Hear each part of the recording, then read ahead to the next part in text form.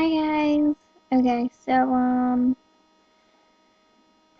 yeah, I had baby Andrew, which is so exciting. Um, so this is gonna be my labor and delivery story, which is really short because it kind of just happened so unexpectedly too. Um, the day before I actually went to the hospital, I packed my hospital bag and I packed his hospital bag too.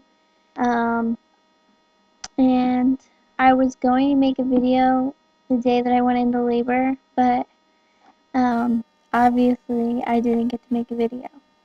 But I'm gonna make a video on like what I used and stuff like that. But anyway, so it was February 23rd that I had him, and I went into labor February 23rd around like 12:30.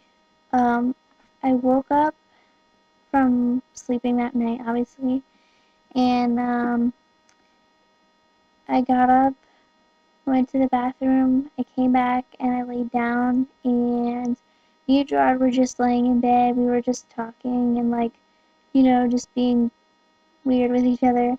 And felt like I felt like all wet, like almost as if I peed myself. So I was like, oh my god. Gerard looked under the covers and he was like, I think you're bleeding. And I was like, oh my god, don't say that. So anyway, looked under the covers and it was like a gush of blood. It wasn't even like clear fluid, like it wasn't like my water that broke. It was like blood. It was gross. It was disgusting. Um, so took the sheets off and I ran down and put them into the washer because I just bought new sheets and I didn't want them to be all stained. Um, So I called my mom and I was like, I don't know if my water just broke or what. She was like, well, call your doctor. Gerard wanted to take a shower because he had blood on him because he was laying in bed with me. And so he was taking a quick shower. And I grabbed the hospital bags and I brought them down to the car. I was like flipping out. Like I was going crazy because it was so unexpected and I was so unprepared for it. But I got to the hospital around like 1 o'clock in the afternoon, and I gotten up to labor and delivery, and they'd asked me what was wrong, and I said, I don't know if my water broke, but there was a lot of blood everywhere. And she was like, okay, okay. So they put me in the bed, and they put the monitors on me and stuff like that. And the doctor came in and checked me, and I was 4 centimeters dilated, and my water had not broken yet, though. Um, he said that my membranes had erupted. So I asked him what that means, and he just said that, my membranes ruptured and my water is about to break. It's bulging, like he said he could feel it when he checked me for dilation. So then he told me that I was in active labor and that I was gonna have a baby, and I started crying, and Gerard was so excited. I was crying, like I couldn't believe I was gonna have a baby that day. Um, I was only 37 weeks and 6 days. So I was almost 38 weeks.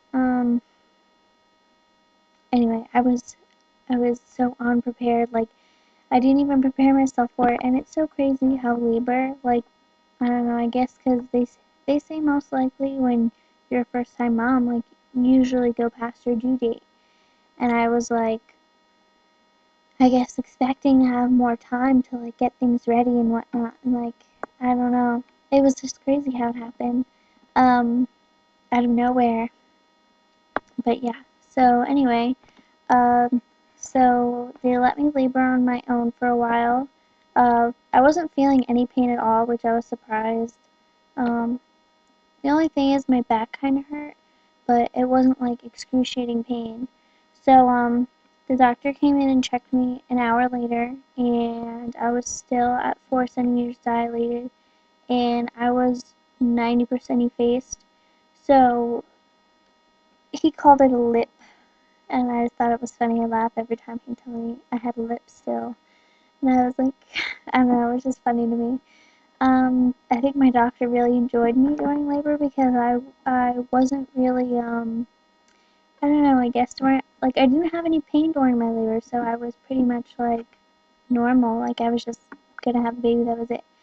Um, yeah, so, I think my doctor enjoyed my company.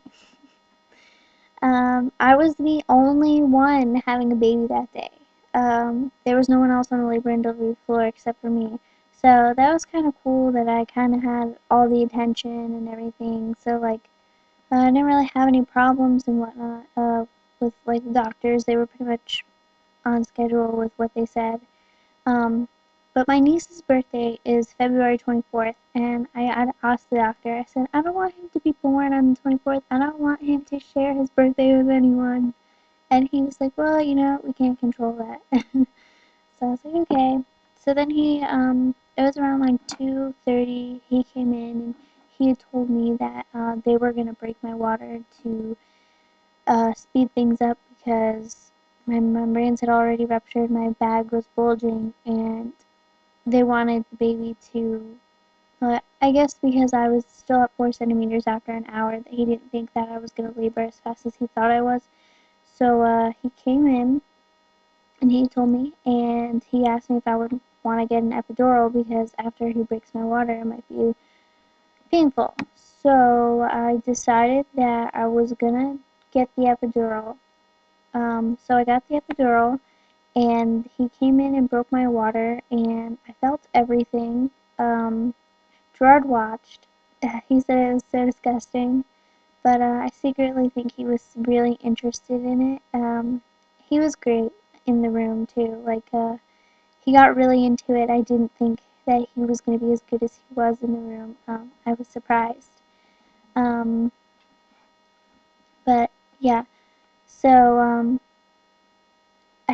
after that, like an hour later, they came in and checked me, and I was 5 centimeters dilated, and I was starting to feel pain. And I had asked him, I said, you know, like I'm starting to feel the contractions and whatnot.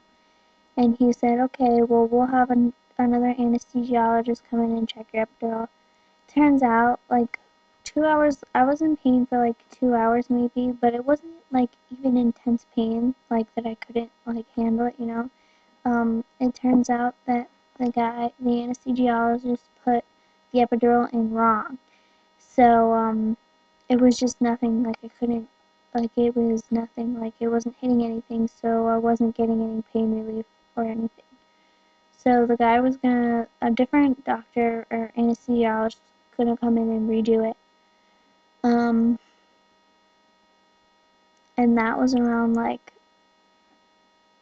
5 o'clock at night. And then, okay, well, I'm gonna go to part two because, yeah, time's running out. So, part